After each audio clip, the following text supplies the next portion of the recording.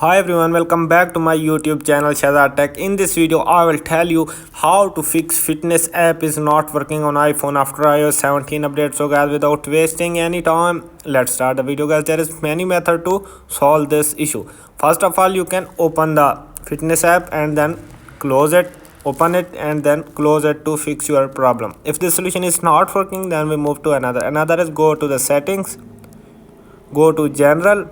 Here you can see software update, just simply tap on it, checking for update. If you have any pending update, just simply download and install it to fix your problem. If this solution is not working, then we move to another is update the fitness app. So just simply tap on app store.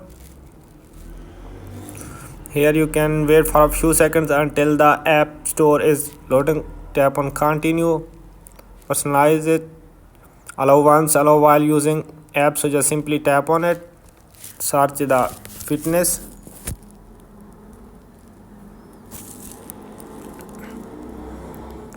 Here you can see fitness app. Here you can see open.